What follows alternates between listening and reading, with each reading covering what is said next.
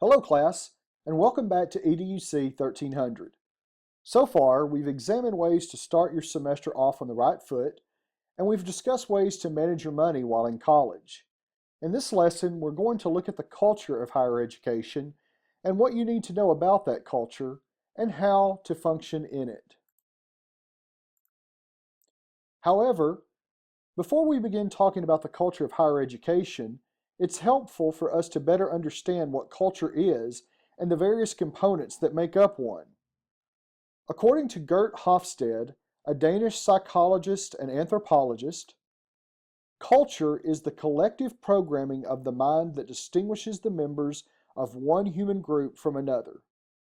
As you will notice from Hofstede's definition, culture goes beyond the physical characteristics that define a particular group. In fact, Hofstede suggested the culture of any organization or group can be divided into two distinct areas, a surface culture and a deep culture. So now, when you think of culture, I would like for you to visualize an iceberg. When we look at an iceberg, we notice there is a certain part that rises above the water. This part is easily seen. This is what we would call the surface culture. However, beneath the water lies an area we cannot easily see. The same is true of any organization. There is a deeper culture that we cannot see without immersing ourselves in the culture and observing it over time. So let's discuss what makes up the surface culture of an organization and what makes up the deeper components of a culture. In its simplest form, surface culture includes those items that can be identified using the five senses. If you travel to a foreign country, it would be very easy for you to taste the local foods, see the local fashions, hear the local language, and observe local gestures, arts, music, and so on. However, simply traveling to a different culture gives you very little information about the deep culture or what lies beneath. Therefore, when we study the deep culture of an organization, we hope to become familiar with the norms, beliefs, rules, attitudes, and opinions of a particular group. We also realize that cultures are often formed as a collection of surface and deep-level customs and beliefs that are passed from generation to generation. In other words, culture defines the approved choices and tells us what is right or wrong or strange. However, if our own thoughts and beliefs differ from the culture we're observing, we experience culture shock. So let's begin by asking, what is the culture of higher education? In its simplest form, college is a unique culture which presents its own challenges. Therefore, enrolling in college is comparable to moving to a foreign country, in that you may be unfamiliar with the values and deep cultural norms associated with higher education. Furthermore, you may experience culture shock in that culture or in the culture of higher education, in that it may be different from a culture you've known previously, such as high school. If you don't believe me, think about some of the terms you've heard since you've enrolled in college.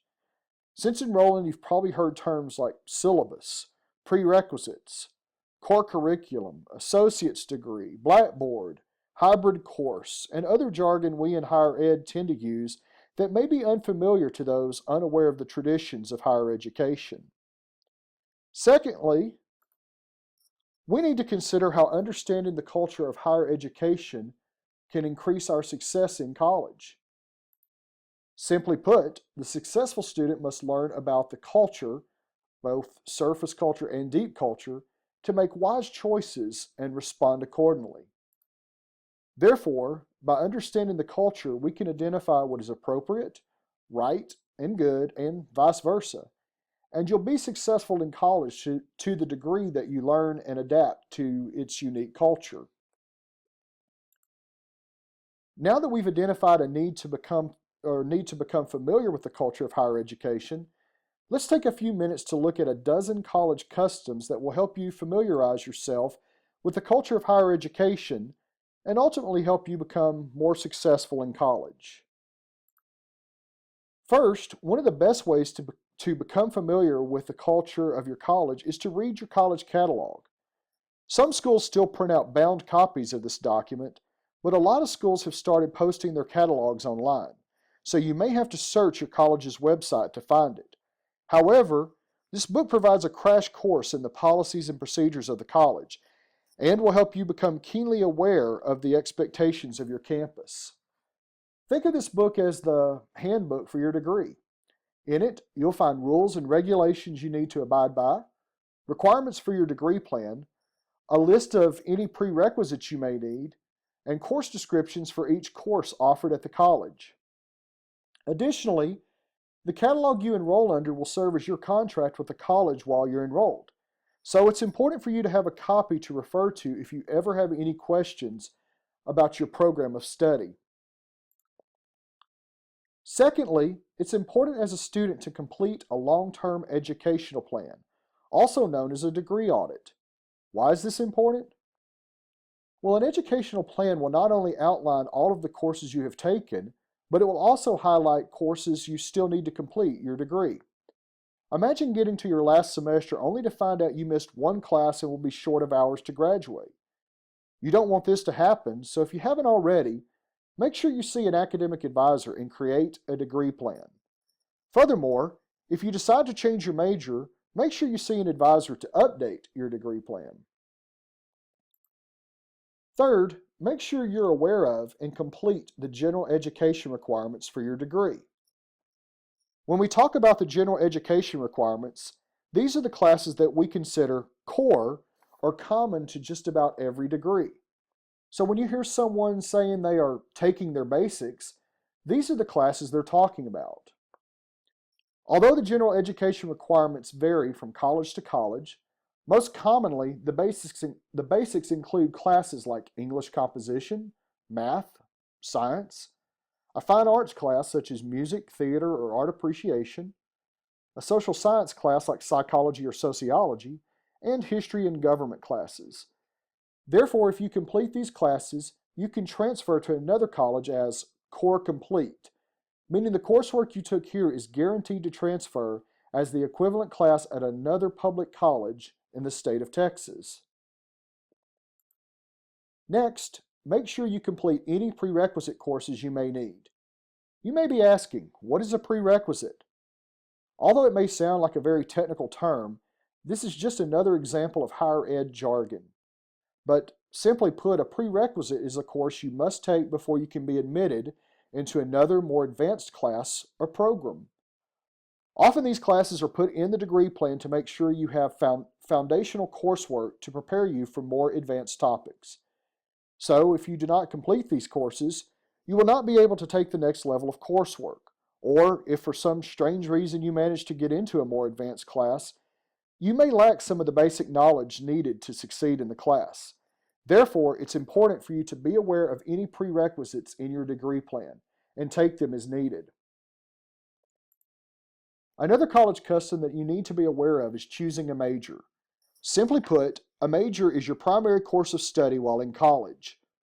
Although it may seem obvious that you need to know what you're planning to do before attending college, many students fail to pick a major or change their major many times throughout the college process.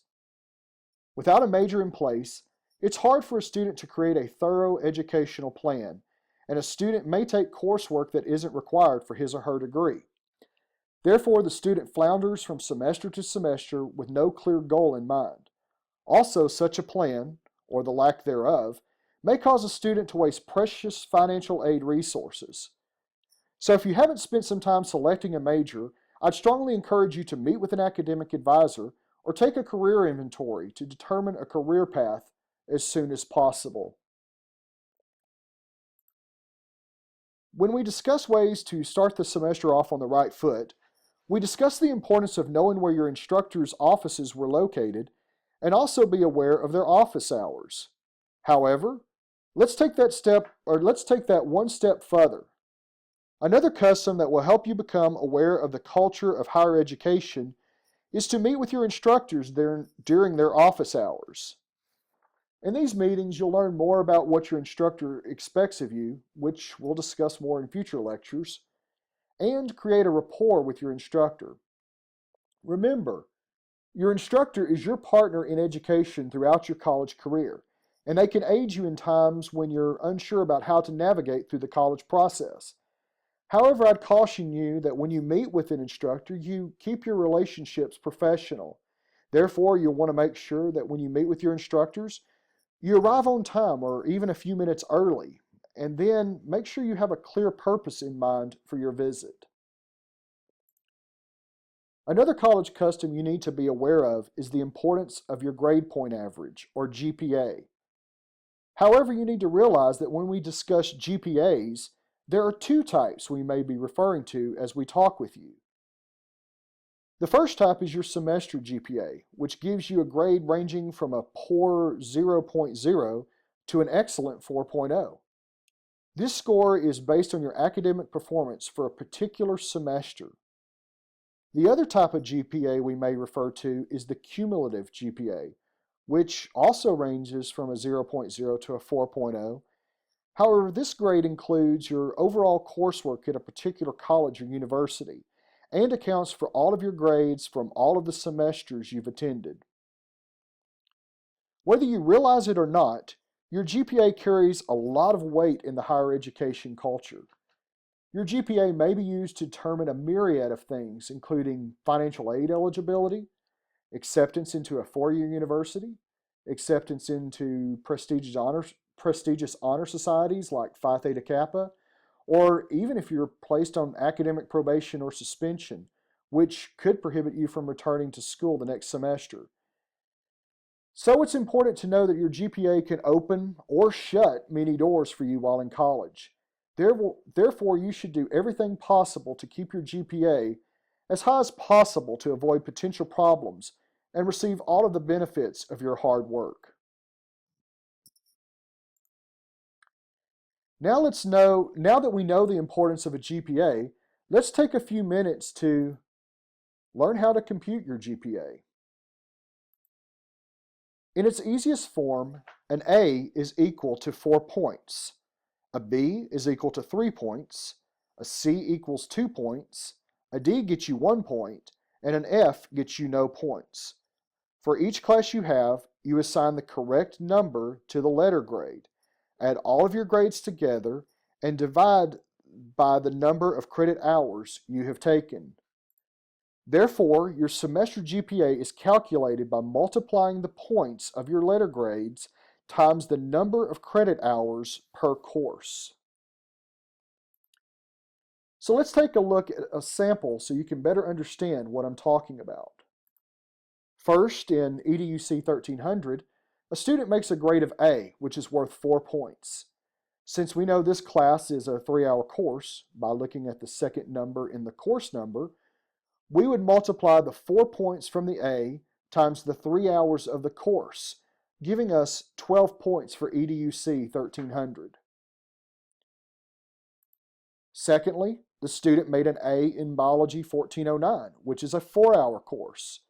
So we would multiply 4 points for the A times the 4 hours for the course, giving us 16 points for Biology 1409. In Government 2306, the student made a B, so this student will receive 3 points and multiply those points times the 3 credit hours of the course, giving us 9 points for Government 2306. Finally, in Music 1301, this student made a C, so this student will receive 2 points and multiply those points times the 3 credit hours of the course, giving us 6 points for Music 1301. We then add the 12 points from EDUC 1300, the 16 points from Biology 1409, the 9 points from Government 2306, and the 6 points from Music 1301, and we get a total of 43 points. We then divide those 43 points by the number of credit hours the student was enrolled in, 13 hours, and we get a semester GPA of 3.307. If you feel this formula is too complicated, don't worry. There are a lot of GPA calculators available online. However, it's important for you to know how your semester GPA and GPAs in general are determined.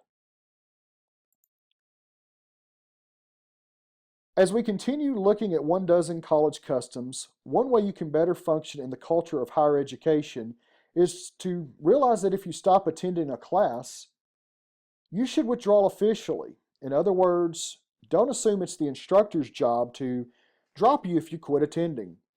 I know a lot of students who have F's on their transcripts because they did not follow this simple suggestion. Your GPA will be much higher if you officially drop a class than get an F for non-attendance. And since all you need to do to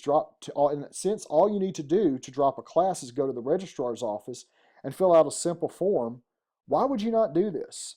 So make sure you protect your GPA and officially drop a class. However, before you drop a class, talk with your instructor. Many times, students are unaware of the idiosyncrasies of the gradebook and may not realize that they can still pull out a good grade after having performed poorly on previous assignments or tests.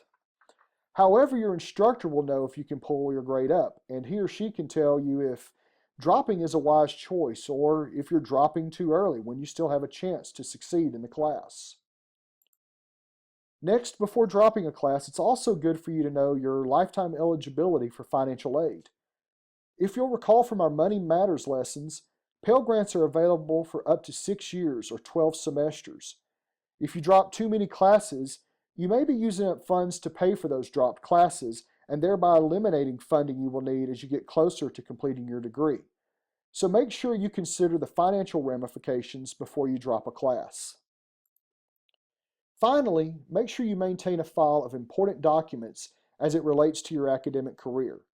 In spite of our best attempts to manage everything professionally, faculty and staff are human and we make mistakes. Therefore, if you drop a class, apply for a grant, fill out a loan request, or complete any other task requiring a form, make sure you keep a copy of it for your records. Then, if you're ever called into question about some missing form or requirement, you have documentation to prove otherwise. So make sure you keep a file of important documents. This concludes this lesson on the culture of higher education and 12 college customs that you need to be aware of to succeed in college. I'll see you next time.